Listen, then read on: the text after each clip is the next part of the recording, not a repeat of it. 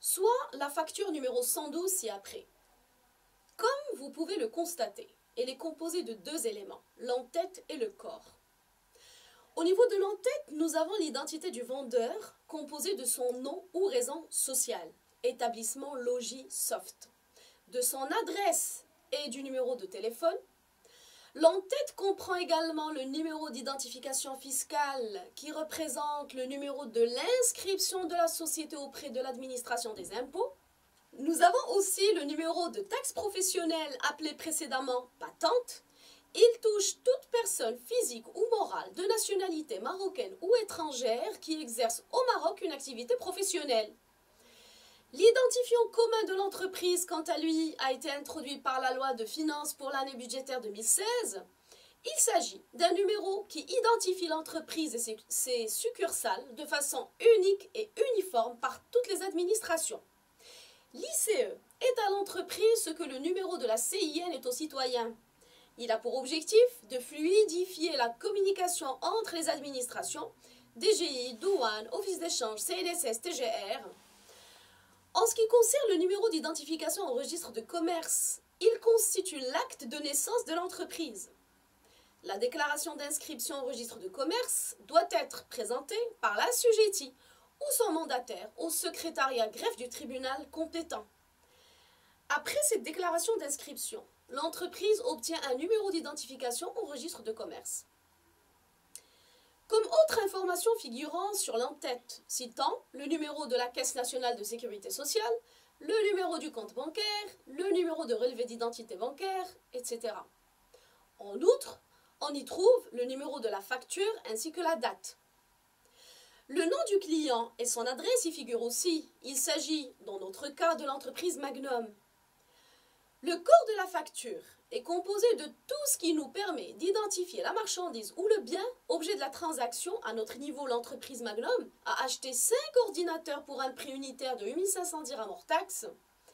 Le client Magnum doit la somme totale de 51 000 dirhams TTC, dont 8500 dirhams de TVA à son fournisseur Logisoft. La taxe sur la valeur ajoutée a été instituée au Maroc en avril 1986. Il s'agit d'un impôt indirect qui frappe l'ensemble des transactions commerciales, industrielles et artisanales réalisées sur le territoire marocain. C'est un impôt incorporé dans le prix de vente, payé par le consommateur final et collecté par une entreprise. Cette dernière constitue un intermédiaire entre l'État et le consommateur final, ce qui confère à la TVA son caractère indirect. La détermination de la TVA se fait d'une façon extra-comptable. La TVA ne constitue ni un produit, ni une charge pour l'entreprise. La TVA est neutre, comme le montre le schéma suivant. Donc, elle n'influence pas le résultat de l'entreprise. Lorsque le montant de la TVA facturée est supérieur à celui de la TVA récupérable, la différence représente une dette envers l'État qui doit être inscrite au crédit du compte 4456 État TVA dû.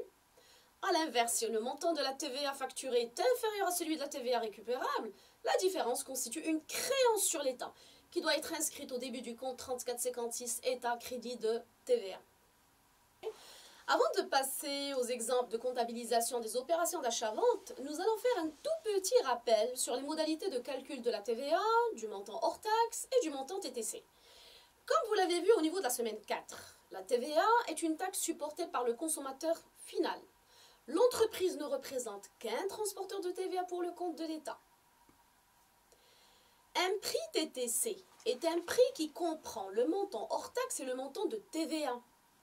On peut donc écrire prix TTC est égal prix hors taxe plus TVA. Or, la TVA est un pourcentage que l'on applique au montant hors taxe.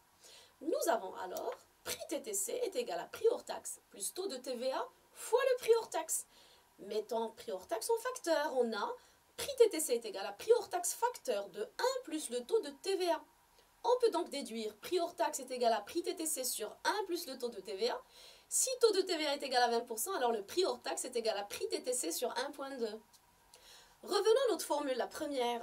Prix TTC est égal prix hors taxe plus TVA. Cette formule nous permet d'avoir le prix hors taxe, c'est le prix TTC moins la TVA, et également TVA, c'est le prix TTC moins le prix hors taxe. C'est des formules à retenir. Une facture simple est une facture qui ne comprend ni de réduction commerciale ou financière, ni de majoration autre que la TVA. Prenons l'exemple suivant.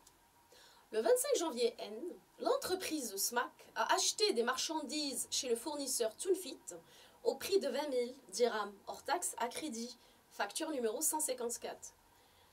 On vous demande de passer l'écriture comptable chez le fournisseur et chez le client.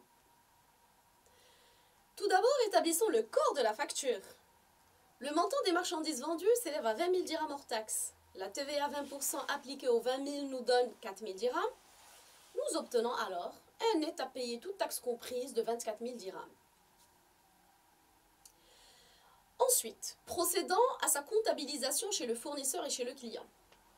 Chez le fournisseur Tunfit, la vente de marchandises représente un produit pour l'entreprise qui doit être enregistré au crédit du compte 7111, vente de marchandises. La TVA de 20% est considérée comme une TVA facturée, également accréditée, contre le débit du compte 3421 client.